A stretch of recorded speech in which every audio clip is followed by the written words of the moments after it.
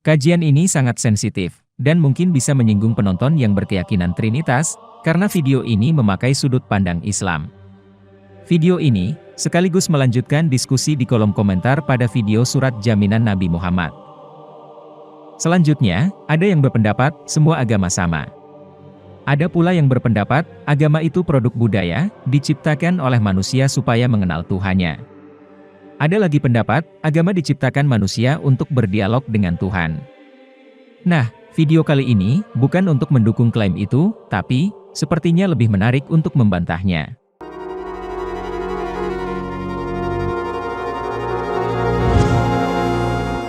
Ada banyak ayat dalam Al-Quran yang mengatakan, karena semua agama buatan Tuhan, maka pada akhirnya, Tuhan sendirilah yang nanti di hari kiamat akan menentukan siapa yang akan selamat, bukan sekarang, dan bukan manusia yang menentukan. Pendapat ini didasarkan atas surat Al-Hajj ayat 17. Sesungguhnya orang-orang yang beriman, orang-orang Yahudi, orang-orang Syobiin, orang-orang Nasrani, orang-orang Majusi, dan orang-orang musyrik, Allah akan memberi keputusan di antara mereka pada hari kiamat. Sesungguhnya Allah menyaksikan segala sesuatu. Ayat ini paralel dengan surat Al-Baqarah ayat 62. Sesungguhnya, orang-orang yang beriman, orang-orang Yahudi, orang-orang Nasrani, dan orang-orang Syobiin, siapa saja yang beriman kepada Allah dan hari akhir, dan melakukan kebajikan, mereka mendapat pahala dari Tuhannya, tidak ada rasa takut pada mereka, dan mereka tidak bersedih hati. Kemudian juga ada kesamaan redaksi dari surat Al-Maidah ayat 69. Sesungguhnya, orang-orang yang beriman, orang-orang Yahudi, Syobiin, dan orang-orang Nasrani, barang siapa beriman kepada Allah, kepada hari kemudian, dan berbuat kebajikan, maka tidak ada rasa khawatir padanya, dan mereka tidak bersedih hati. Sebenarnya, Al-Quran memiliki banyak ungkapan dalam mengidentifikasi kaum Yahudi dan Nasrani. Tentang kaum Yahudi, ada dua jenis identifikasi dalam Al-Quran. Pertama, kaum Yahudi secara genetik, yaitu semua keturunan Yahuda bin Yakub bin Ishak bin Ibrahim. Di antara mereka ada orang-orang yang baik. Kepada mereka inilah, ketiga ayat itu ditujukan, dan bukan kepada seluruh kaum Yahudi. Kedua, kaum Yahudi yang anti dan menentang kerasulan Muhammad. Mereka inilah yang kemudian menjadi gerakan Zionis, dan yang sejak tahun 1948 menjadi negara Israel. Kepada mereka inilah, surat Al-Maidah ayat 82 ditujukan. Pasti akan kamu dapati orang yang paling keras permusuhannya terhadap orang-orang yang beriman, ialah orang-orang Yahudi dan orang-orang musyrik. Dan pasti akan kamu dapati orang yang paling dekat persahabatannya dengan orang-orang yang beriman. Ialah orang-orang yang berkata, sesungguhnya kami adalah orang Nasrani. Yang demikian itu, karena di antara mereka terdapat para pendeta dan para rahib, juga karena mereka tidak menyombongkan diri. Ayat ini dengan sangat tegas menyatakan, pasti akan kamu dapati orang yang paling keras permusuhannya terhadap orang-orang beriman, ialah orang-orang Yahudi dan orang-orang musyrik. Bagaimana mungkin, kaum yang telah Allah sendiri tegaskan sangat keras permusuhannya terhadap orang-orang beriman, memiliki kesetaraan hak untuk masuk surga? Demikian pula deskripsi tentang kaum Nasrani dalam Al-Quran, terbagi dua kelompok. Kelompok pertama, menunjuk kepada kaum yang menolong Nabi Isa, yang pada masa itu disebut Al-Hawariyun. Saat ini mereka adalah Kristen Ortodoks, yang berpusat di Rusia. Mereka itulah yang dimaksud Al-Quran dalam surat Al-Maidah ayat 82, dan pasti akan kamu dapati orang-orang yang paling dekat persahabatannya dengan orang-orang yang beriman, ialah orang-orang yang berkata, sesungguhnya kami adalah orang Nasrani. Kelompok kedua, adalah kaum Nasrani yang menganut Trinitas. Mereka inilah yang disebutkan dalam surat Al-Maidah ayat 73, sungguh, telah kafir orang-orang yang mengatakan, bahwa Allah adalah salah satu dari yang tiga. Padahal tidak ada Tuhan selain Tuhan yang Esa. Jika mereka tidak berhenti dari apa yang mereka katakan, pasti orang-orang yang kafir di antara mereka akan ditimpa azab yang pedih. Sangat jelas, bahwa Allah sendiri yang telah memutuskan bahwa mereka akan ditimpa azab yang pedih.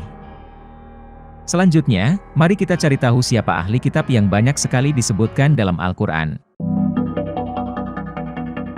Istilah ini ditemukan dalam 9 surat, dan disebut sebanyak 31 kali. Dalam surat Ali Imran ayat 199 disebutkan, bahwa di antara ahli kitab, ada orang-orang yang beriman. Dan sesungguhnya, di antara ahli kitab ada yang beriman kepada Allah, dan kepada apa yang telah diturunkan kepadamu, dan yang diturunkan kepada mereka. Karena mereka orang-orang yang berendah hati kepada Allah, dan mereka tidak memperjualbelikan ayat-ayat Allah dengan harga yang murah, mereka mendapatkan pahala di sisi Tuhan mereka. Sungguh Allah sangat cepat perhitungannya. Namun, Al-Quran juga menegaskan, bahwa kebanyakan ahli kitab termasuk orang-orang fasik. Dalam surat Ali Imran ayat 110, sekiranya ahli kitab beriman, tentulah itu lebih baik bagi mereka. Di antara mereka ada yang beriman, dan kebanyakan mereka adalah orang-orang yang fasik. Dari uraian ini dapat diambil kesimpulan sementara, bahwa baik kaum Yahudi maupun Nasrani terbagi dua golongan, yaitu mereka yang beriman kepada Allah dengan sejumlah ciri yang disebutkan dalam surat Ali Imran ayat 199, dan mereka yang tidak beriman atau menentang keimanan, dengan ciri-ciri yang bisa disimpulkan secara mafhum mukhalafah, atau kebalikan dari kelompok pertama. Boleh jadi, Allah akan memutuskan kelak di hari kiamat siapa yang akan selamat, adalah mereka yang termasuk kelompok pertama, yang ciri-cirinya dirinci pada surat Ali Imran ayat 199, dan tidak berlaku bagi semua kelompok. Sejak dahulu sampai sekarang, kita sama-sama mengetahui, bahwa di atas bumi ini banyak terdapat agama. Sebut saja Islam, Kristen, Hindu, Buddha, Yahudi, Konghucu, dan lain sebagainya. Semua agama adalah ciptaan Tuhan. Namun yang menjadi pertanyaannya adalah, apakah semua agama tersebut berasal dari Tuhan yang sama? Kalau memang berasal dari Tuhan yang sama, kenapa harus terjadi perbedaan-perbedaan antara agama yang satu dengan yang lainnya? Atau jangan-jangan, agama tersebut hanyalah ciptaan manusia saja? Agama bisa kita pahami sebuah sistem sosial yang dikemas dalam satu paket lalu diberi nama.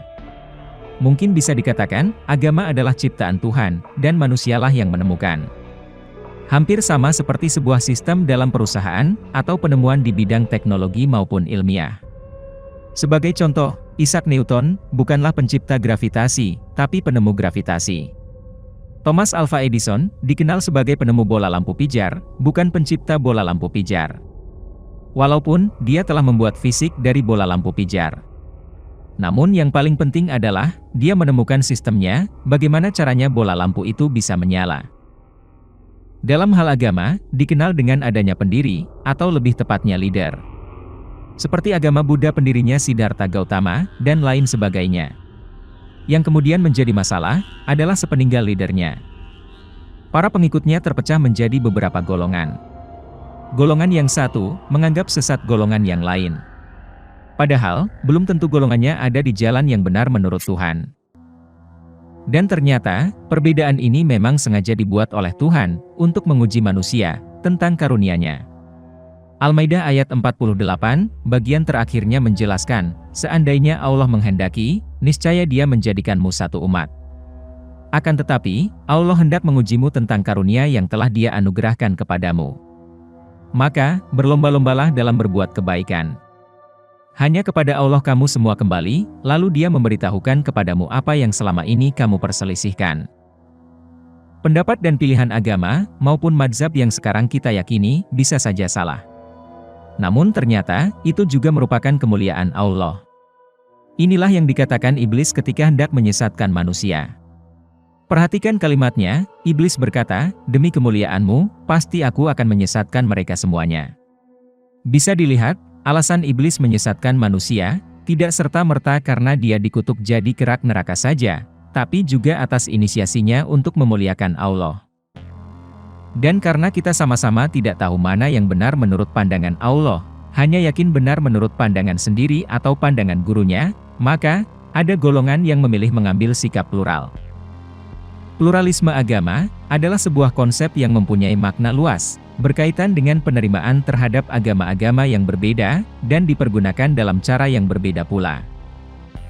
Pluralisme agama, sebagai sinonim bagi pluralisme kebenaran, kadang juga sinonim bagi toleransi beragama, adalah sebuah pandangan dunia yang menyatakan, bahwa agama seseorang, bukanlah sumber satu-satunya yang eksklusif bagi kebenaran. Dan dengan demikian, di dalam agama-agama lain pun dapat ditemukan, setidak-tidaknya, suatu kebenaran dan nilai-nilai yang benar. Namun, anggapan bahwa semua agama adalah sama, akan bertentangan dengan fakta historis maupun fakta empiris hari ini. Bahkan, dua orang Islam yang sama-sama Sunni, memiliki pandangan yang berbeda mendefinisikan agamanya. Kemungkinan, semua agama awalnya sama. Namun kemudian, manusia sendirilah yang membuatnya berbeda.